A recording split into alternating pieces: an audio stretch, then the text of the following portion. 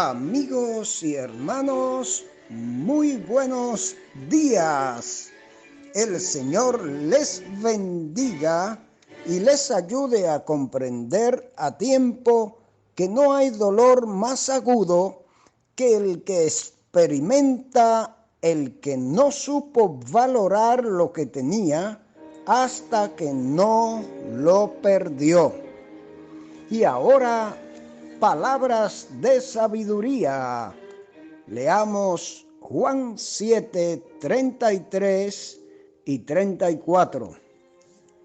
Entonces Jesús dijo: todavía un poco de tiempo estaré con vosotros, e iré al que me envió. Me buscaréis y no me hallaréis, y a donde yo estaré, vosotros no podréis venir. Mis amados amigos y hermanos, reciban nuestro sincero agradecimiento por darnos el honor de compartir con ustedes estos breves minutos de saludable alimento para el alma, rica nutrición para la mente y fresco refrigerio para el espíritu. En el día de ayer terminamos comentando los versos 21 al 24 del importante capítulo 7 del Evangelio de Juan. Y aprendimos, entre otras valiosas enseñanzas del Señor, que el creciente odio de los líderes políticos y religiosos de Israel contra él radicaba no solo en que, según ellos, él violentara la ley, sino, en primer lugar, el temor y envidia que tenían a su creciente liderazgo. En segundo lugar, porque por primera vez se sentían profundamente cuestionados por las enseñanzas del Señor frente a sus prácticas retorcidas de la ley divina.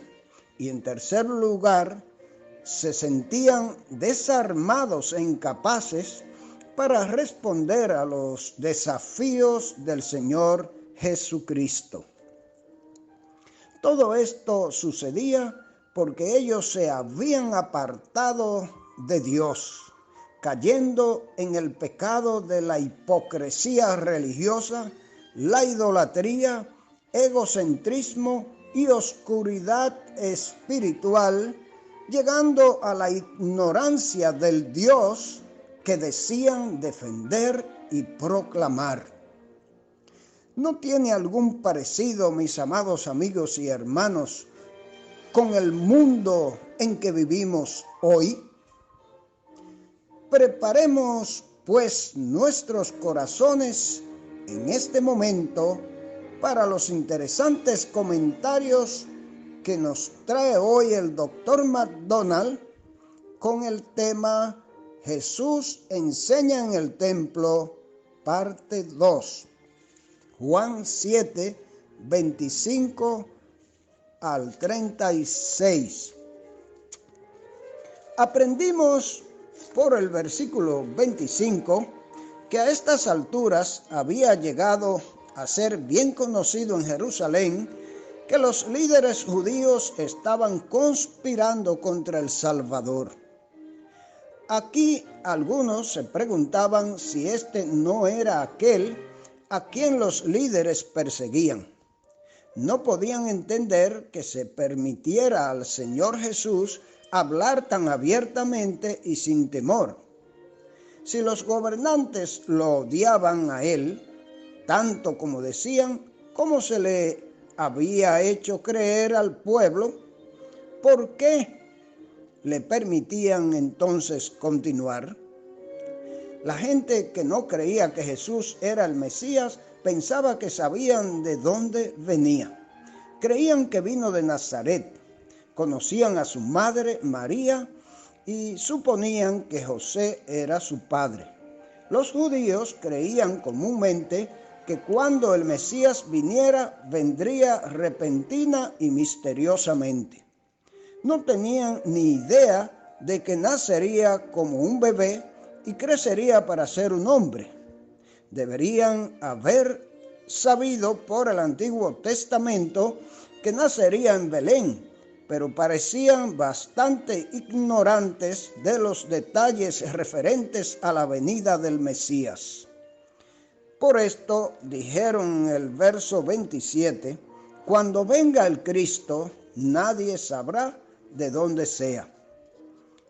En ese momento Jesús exclamó a las personas que se habían reunido y estaban escuchando la conversación, verso 28. Ciertamente lo conocían, dijo, y sabían de dónde venía. Por supuesto, lo que estaba diciendo es que ellos lo conocían simplemente como un hombre.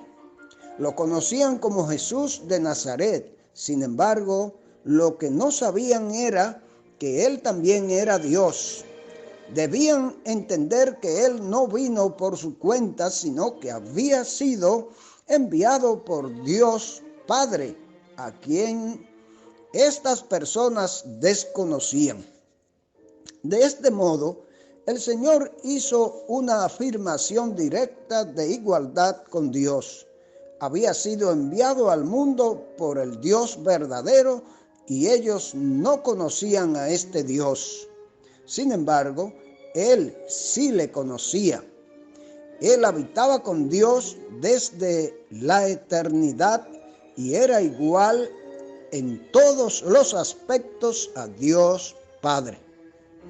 Porque cuando el Señor decía que Él procedía de Dios, no quería decir simplemente que había sido enviado por Dios, sino que siempre vivió con Dios y era igual a Él en todos los aspectos.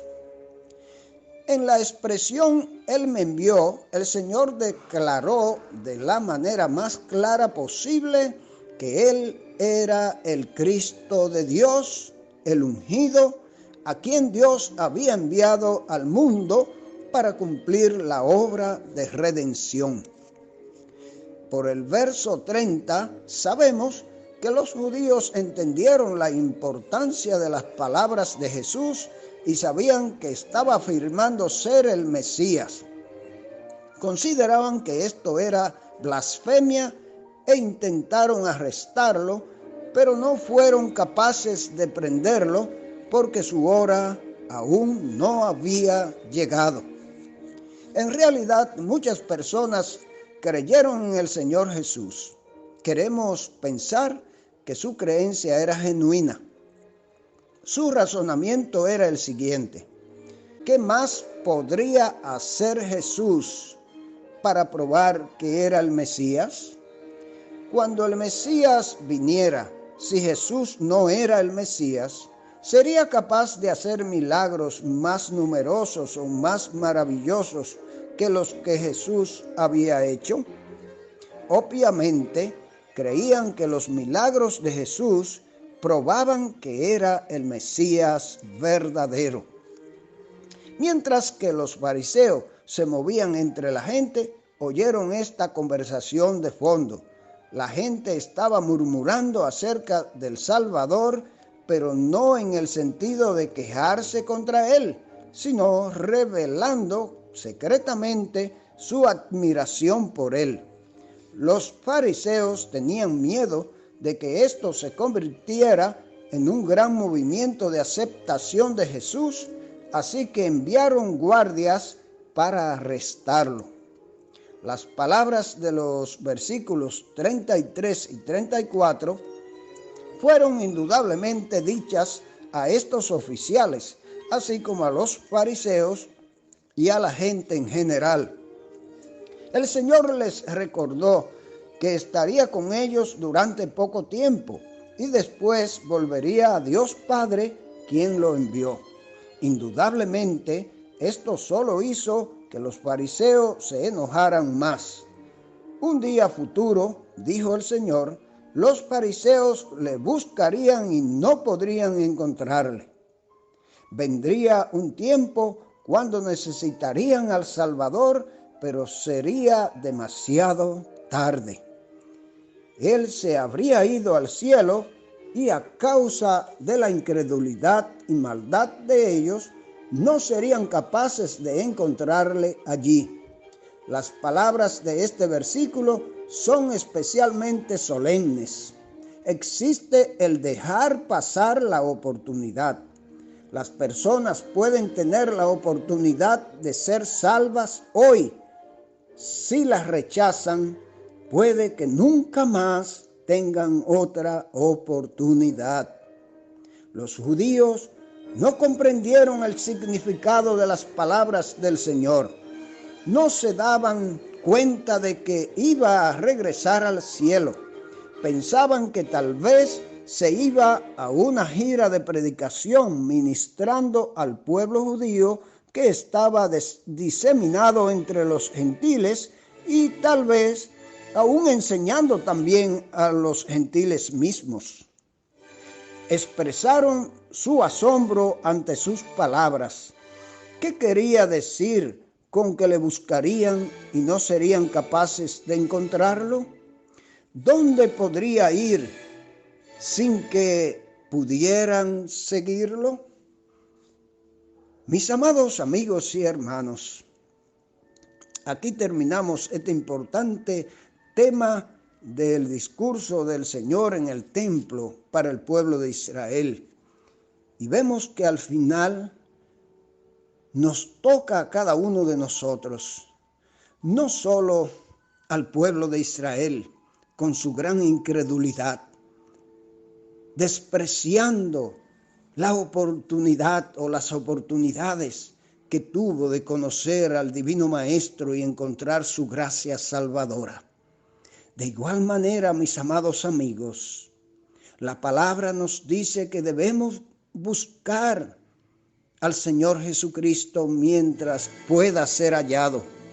Debemos ahora llamarle y aceptarle como nuestro Salvador y Señor, porque llegará un día muy triste para ti, amigo que me escucha, en que buscarás al Señor como le pasó a los judíos y no lo podrá encontrar, y será triste porque será el momento en que más lo necesitará y allí no podrás ayudarte.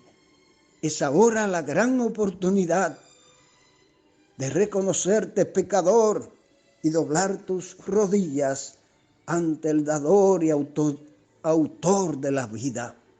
Él te ama y murió por ti en la cruz y es el único que puede redimirte de tus pecados. Confiésalos a Él antes que sea demasiado tarde. Dios te bendiga y te ayude a hacerlo.